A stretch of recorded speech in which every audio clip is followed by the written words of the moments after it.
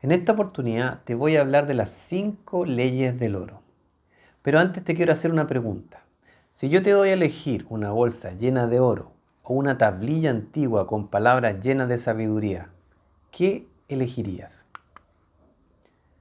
Lo más probable es que hayas elegido la bolsa llena de oro. Pero lo primero que quiero que te lleves es que el dinero no te hace rico. Lo más probable es que malgastes todo el oro porque no tienes el conocimiento de cómo funciona el dinero y cómo hacer para mantenerlo y hacerlo crecer. Ahí tú puedes ver muchos ejemplos de gente que se ganó la lotería y al cabo de unos años volvió a ser pobre. Por lo tanto, en vez de la bolsa de oro, debiste haber escogido la educación en lo que al dinero se refiere. Cuenta la historia que el oro está reservado para aquellos que conocen sus leyes y las obedecen, y estas leyes se remontan a unos 600 años antes de Cristo. Ley número 1. El oro acude fácilmente, en cantidades siempre más importantes, al hombre que reserva no menos de una décima parte de sus ganancias para crear un bien en previsión de su futuro y del de su familia. O sea, ¿qué dice esta ley? Dice que hay que ahorrar al menos el 10% de los ingresos y habla de crear un bien, o sea, un activo, invertir en un activo para la previsión de su futuro y del de su familia. Ley número 2. El oro trabaja con diligencia y de forma rentable para el poseedor sabio que le encuentre un uso provechoso, multiplicándose incluso como los rebaños en los campos. ¿Qué dice básicamente esta ley? Que efectivamente hay que invertir el dinero o el oro, ¿cierto? Para que se empiece a multiplicar y a trabajar para uno. Pero hay que hacerlo, dice, del poseedor sabio. O sea, no hay que gastarse el oro, ¿cierto? Sino que hay que invertirlo. Habla de un uso provechoso del oro. O sea, si yo soy sabio, se fijan los términos muy importantes, habla de que trabaja con diligencia y de forma rentable, ¿ya? Para el poseedor sabio, o sea, si yo soy sabio y de alguna manera le encuentro un uso provechoso porque soy sabio, soy inteligente, ¿cierto? Se multiplica como los rebaños en los campos. También tiene que ver con el famoso el interés compuesto que en algunas oportunidades hemos conversado. Ley número 3. El oro permanece bajo la protección del poseedor prudente que lo invierte según los consejos de los hombres sabios.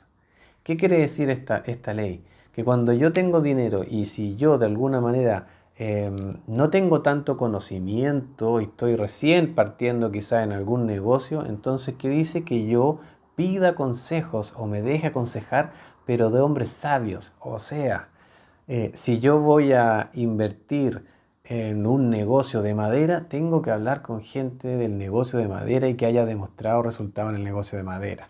Si yo me voy a meter en inversión inmobiliaria, no puedo ir a preguntarle, ¿cierto?, a mi casero de la esquina, ¿cierto?, o algún familiar o algo que no tiene ni idea. No, tengo que ir y dejarme aconsejar con inversionistas inmobiliarios, con gente del rubro, gente que de alguna manera, ellas hablan de consejos de hombres sabios, ¿cierto?, pero que sean personas que de alguna manera estén metidos, estén involucrados en ese negocio en el que tú quieres aprender. O sea, por un lado, y dice, el oro permanece bajo la protección. ¿Por qué? Porque básicamente, claro, si yo voy a invertir, porque mira, llega un amigo y me dice, oye, mira, tengo un negocio para invertir en esto o esto, no quiero dar ningún nombre para que no, porque no significan que sean buenos o malos, pero tengo este negocio, bueno, y tú, ¿lo has hecho alguien? No, no lo he hecho nunca. Nunca. ¿Y cómo aprendiste la idea? ¿Cómo se te ocurrió? ¿Estudiaste? ¿Con qué cosa te fijas? Entonces, ahí si tú inviertes de esa forma, obviamente el oro no permanece bajo la protección, o sea, lo pierde. Entonces, ¿qué tienes que hacer tú? Es invertir en base a lo que consejo de hombres sabios. O sea, cuando uno efectivamente se quiere invertir en bienes raíces, entonces dejarme aconsejar o estudiar, leer, involucrarme, aprender, ¿cierto? Con gente que esté en el rubro y que haya demostrado resultados positivos o buenos resultados en ese negocio.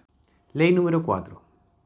El oro escapa al hombre que invierte sin fin alguno en empresas que no le son familiares o que no son aprobadas por aquellos que conocen la forma de utilizar el oro. ¿Qué quiere decir esto? Hay una ley también en general de la inversión. Hablan de el primer principio de inversión es que tú inviertas en aquello que tú sabes cómo se genera el dinero. Entonces, esta ley es prácticamente igual que ese principio. Entonces, donde dice que el oro escapa al hombre, ¿cierto? Que invierte en empresas que no le son familiares o que no son aprobadas por aquellos que conocen la forma de utilizar el oro. O sea, efectivamente, si tú, por un lado, invierte donde tú sepas cómo funciona, pero si hay un negocio nuevo o hay un nuevo para ti, entonces también pregunta a los sabios de alguna manera si ese negocio existe, qué saben y si de alguna manera se puede invertir en ese negocio, básicamente. Entonces, te va ayudando, si ustedes se fijan en estas leyes, para que uno también sea bien precavido.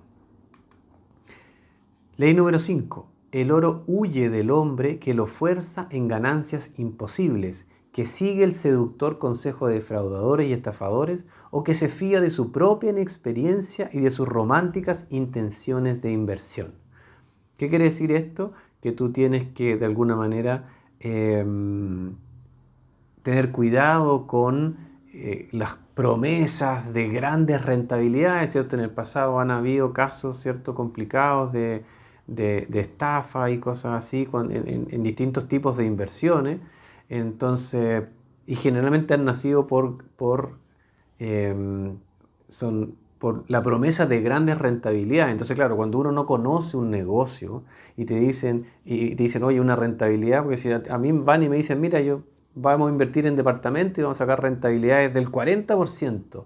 Yo al tiro digo, a ver, espérate, invertir, pero estamos hablando en comprar y vender, comprar departamentos y arrendar y vamos a tener un 40%, o sea, tiene que ser un departamento que por algún motivo, y ahí hay que ver está en un precio pero absolutamente botado, o sea, ¿por qué pasa eso? Entonces al tiro uno tiene que tener una alerta, ¿ya? Entonces eso es lo que dice acá, ¿sí? El hombre huye que lo fuerza a ganancia imposible. También si yo me quiero invertir y prácticamente hacerme rico la noche en la mañana, entonces tengo el negocio que me va a producir eso, ojo, porque eso prácticamente en los 2000 años de aplicación, de más de 2000 años de aplicación de estas leyes, yo creo que son muy poca gente que se hizo, a excepción del que se ganó la lotería, estamos hablando de negocios, de inversión, ¿cierto?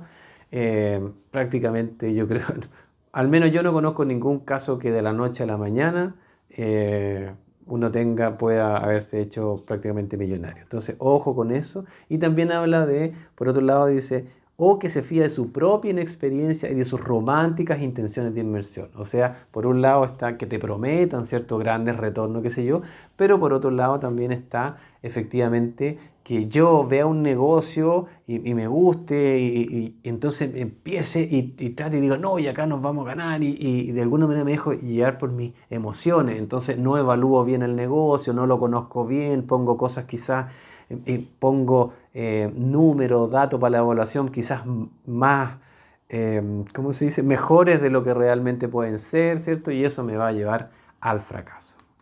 O sea, estas 5 leyes que dicen, como resumen: 1. Ahorra el 10%. Inviértelo sabiamente. Asesórate, ¿ya? Asesórate bien. Invierte en negocios que conoces, cómo se genera el dinero. Y ojo con grandes promesas de retorno y de dejar llevarte por la emoción. Esta ley se ha puesto a prueba una y otra vez desde hace más de 2000 años y tal como la ley de la gravedad, quieras o no, esta ley existe y si la vulneras, sufrirás las consecuencias. Déjanos tus comentarios abajo, todos son bienvenidos. Dale like, suscríbete, activa la campanilla y regístrate en nuestra comunidad de inversionistas y futuros inversionistas de Venderhouse Group.